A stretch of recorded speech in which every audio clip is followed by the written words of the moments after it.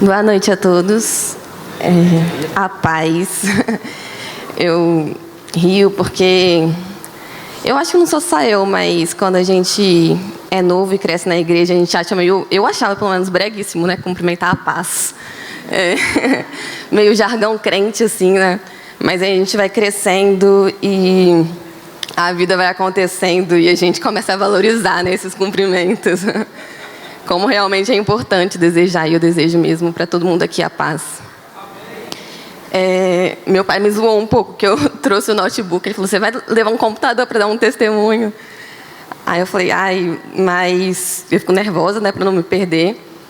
E porque também quando chamaram a gente para dar o testemunho, foi essa semana, inclusive, não sei se foi na quarta-feira, a gente aceitou e eu fiquei pensando, o que a gente poderia falar, assim, de tantas coisas que temos vivido e aprendido. E aí eu falei, não, vou sentar e vou escrever um negocinho, porque senão eu me perco. Mas como hoje é uma celebração, né, espera de um novo ano, eu decidi falar um pouco sobre o que significa esse momento, com todas as expectativas e planos, né, que uma virada apresenta, e a minha experiência mesmo nesse último ano. As pessoas costumam, né, ficar bem animadas no final de ano. Parece assim que de um dia para o outro, do dia 31 de dezembro para o dia 1º de janeiro, muitas coisas vão mudar. E eu confesso que eu sou um pouquinho assim. Eu sempre fui uma pessoa que, antes de iniciar qualquer tarefa, eu gosto de sentar, pegar um papel, uma caneta, escrever minhas metas, o que eu tenho que cumprir, como eu vou cumprir. Eu acho que tem um certo prazer em dar um checkzinho assim na listinha, né? Não sei se tem mais alguém aqui assim. Mas no começo, na virada de 2021 para 2022, eu fiz um pouco disso. Eu listei um pouco dos meus planos, né, para o novo ano. E eu comecei assim, eu queria voltar a estudar para prestar um novo concurso, agora para a minha área de formação, né, eu sou formada em Direito, e quem não sabe, até esse mês, eu trabalhava na UFES, mas era num cargo administrativo, não tinha nada a ver com a minha formação. E aí eu queria voltar a estudar para passar num concurso que tivesse mais a ver com isso. Eu também queria fazer uma viagem legal com o Cris. A gente vinha, né, de 2 anos de pandemia em casa. E eu gosto muito de viajar. E durante toda a minha época de estágio mesmo, eu juntava dinheiro para fazer uma viagem. E aí tinha essa meta também para esse ano. E o Cris também estava no emprego novo. Ele passou por algumas mudanças em 2020. Logo que a gente casou, ele estava no emprego. Depois, em 2020, ele foi para outro, numa oportunidade que surgiu.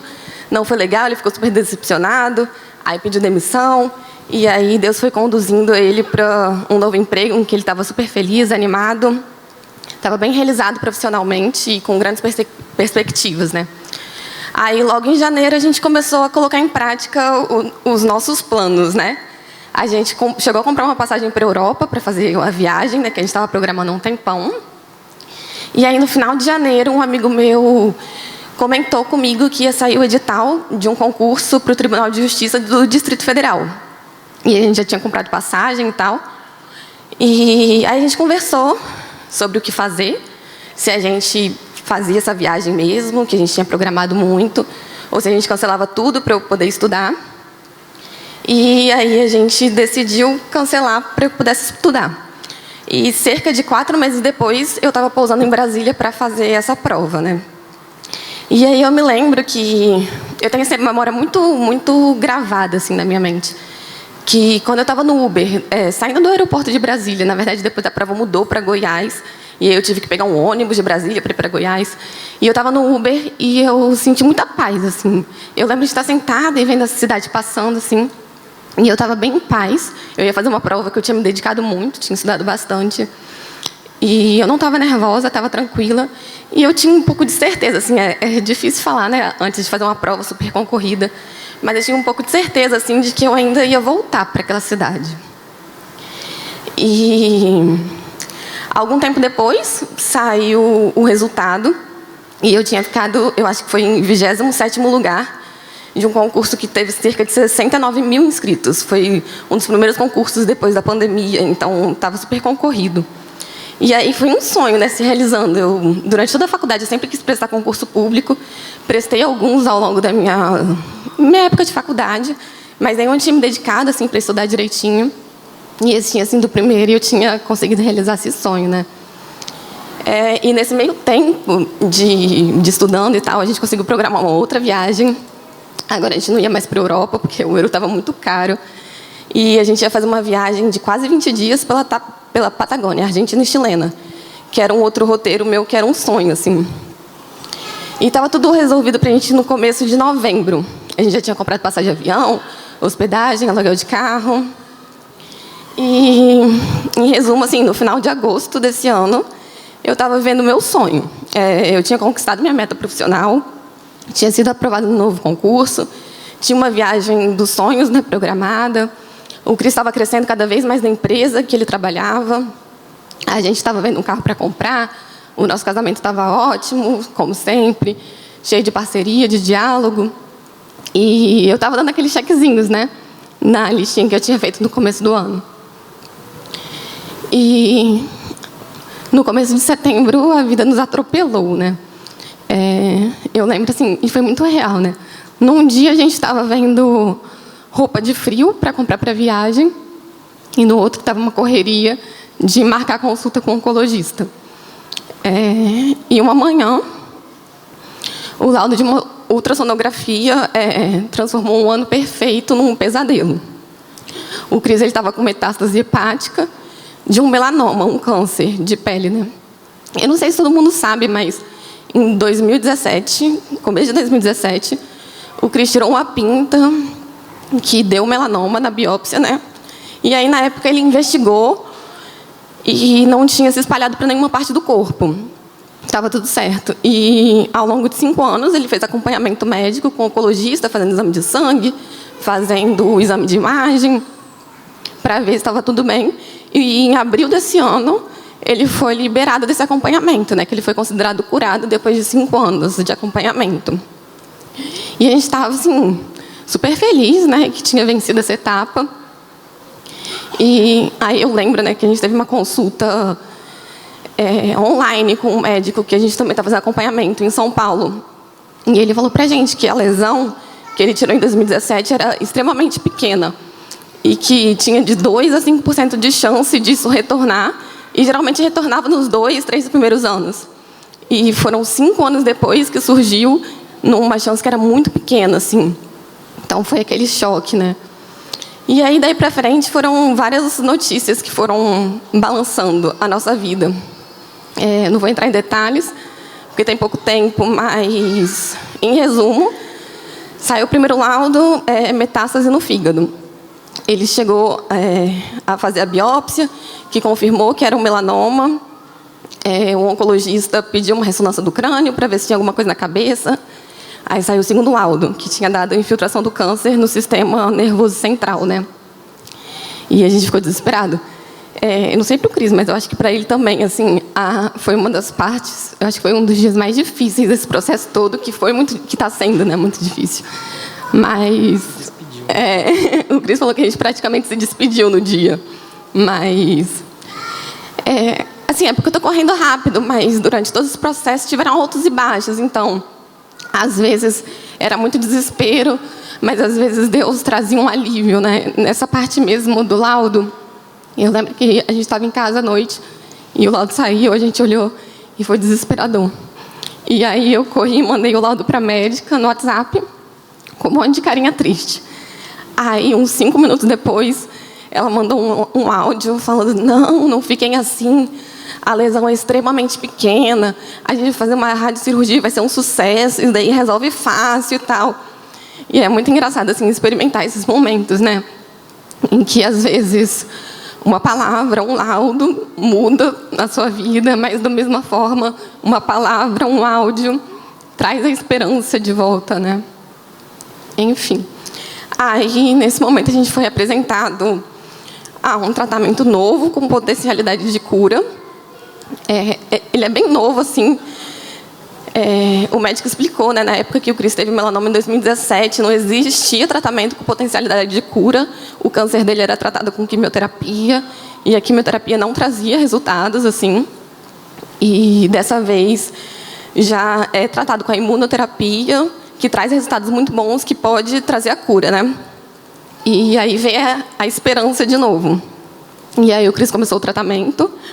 Ele começou o tratamento no começo de outubro.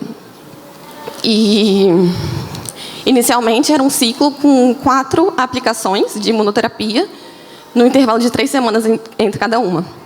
E ele começou as aplicações, estava indo tudo bem, assim, sem efeitos colaterais, mas a gente estava vendo que parecia que não estava dando resultado. Os exames de sangue dele, que sempre antes de uma aplicação ele fazia exames, né? E os exames não estavam baixando, pelo contrário, estavam subindo. Iam aparecendo assim, carocinhas pelo corpo. Então, primeiro surgiu nas axilas, depois surgiu nas costas. Ele tem uma lesãozinha também no queixo, que ia crescendo. O abdômen dele estava, assim, lá para a 3ª imunoterapia, já estava bem ressaltado. Então, a gente estava meio desconfiado. E aí, o pescoço dele ficou semanas também travado, com muita dor. E a gente foi fazer exame de imagem, né, para confirmar meio que a gente já esperava. E aí veio outro laudo para nos abalar. A doença tinha progredido mesmo, tinha se espalhado mais pelo abdômen e tinha umas novas lesões na coluna, inclusive uma na cervical, que é por isso que o pescoço dele estava travado. E, enfim, aí tivemos que mudar todo o tratamento. Um outro tratamento também, que tem potencialidade de cura, é novo também, muito bom.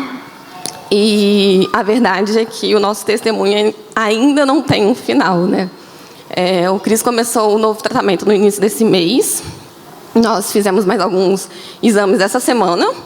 A gente nem viu o resultado ainda, a gente aprendeu a ver só quando tem consulta com o médico, para não ficar desesperado antes de ouvir um profissional, né? Aí a gente tem uma consulta agora, dia 3.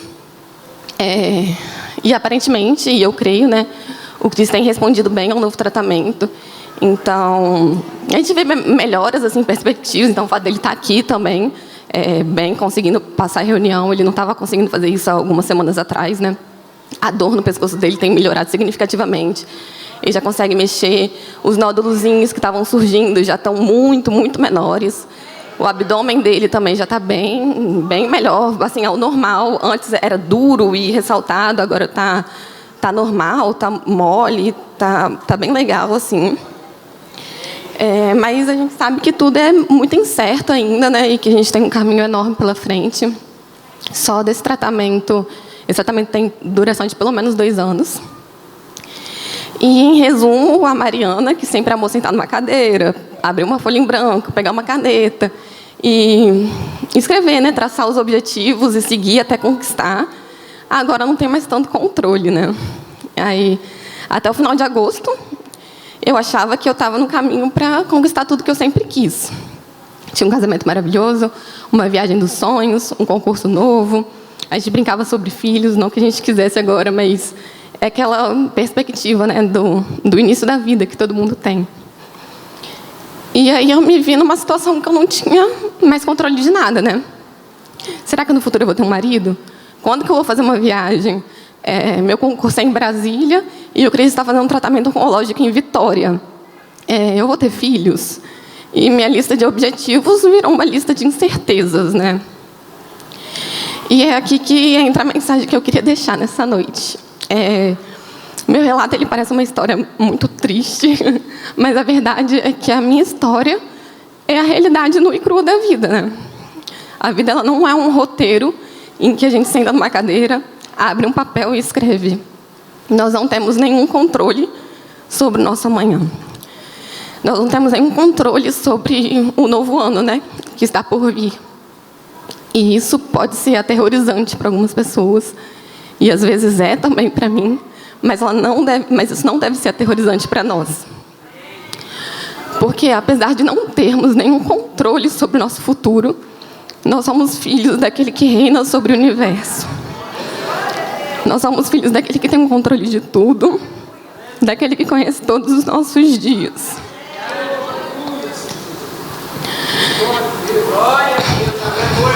E minha virada de ano hoje...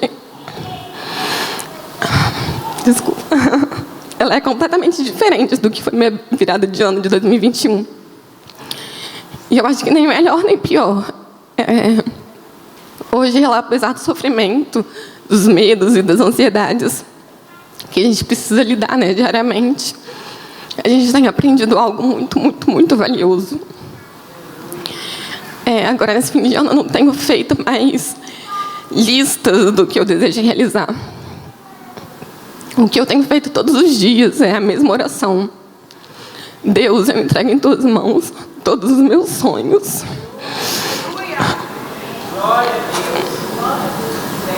Entrego todos os meus planos, todos os meus desejos.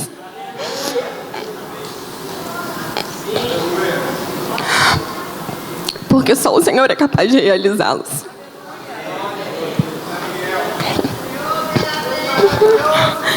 E veja, não é que a gente não deve traçar sonhos, né, e planos, isso faz parte da vida.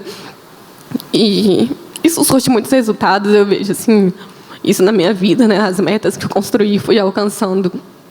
Mas a verdade é que a gente tem que entender, né, que apesar de todos os nossos esforços, é só a misericórdia de Jesus nas nossas vidas, né? E para além de só Jesus ter o poder de realizar todos esses sonhos, apenas Jesus tem o poder de nos preencher de contentamento e satisfação, independentemente das realizações que desejamos. Então, independentemente dele realizar, de a gente conseguir realizar aquilo que a gente sonha, aquilo que a gente planeja, Jesus, ele é capaz de nos encher de pleno contentamento e satisfação nele, que é o que importa, né? Ele precisa ser suficiente em nossas vidas. Hoje eu tenho aprendido a viver um dia de cada vez, na certeza de que o amanhã será suprido por aquele que, além de Deus, é o meu Pai, né?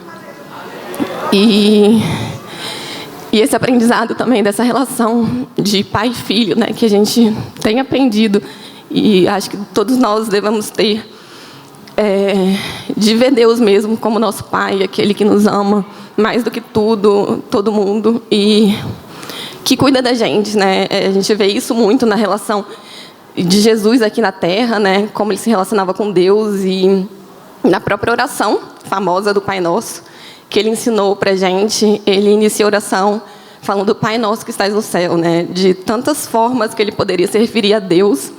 Deus, Senhor, Rei do Universo, Criador de todas as coisas. Ele inicia a oração dele chamando Deus de Pai. Porque é isso que ele veio fazer aqui na Terra, né? Nos fazer filhos. E criar essa intimidade de nós com Deus, de filhos e Pai. E todas as noites eu coloco as mãos sobre o corpo do Cris e eu clamo por cura. E eu peço e eu acredito que o Cris seja testemunha viva do poder de Deus. Às vezes parece que eu não sou ouvida, né? Quando vem uns laudos meio difíceis. Mas no dia seguinte eu coloco as mãos de novo, na esperança de que daquela vez eu vou ser atendida. E é dessa forma que os dias têm passado. E eu continuo sempre, porque isso é a nossa fé. A certeza de que Deus pode e a esperança de que Ele fará. E terminando de várias coisas que eu poderia testemunhar essa noite, e de tudo que temos vivido, foi isso que eu escolhi passar. O meu desejo de que no dia de hoje, a poucos minutos de iniciarmos um novo ano, nossos corações experimentem a paz de Cristo, que vem quando nós temos a plena convicção, forte e inabalável, de que o nosso Deus tudo pode, e a esperança viva e ardente de que Ele nos dará aquilo de que precisamos. Amém?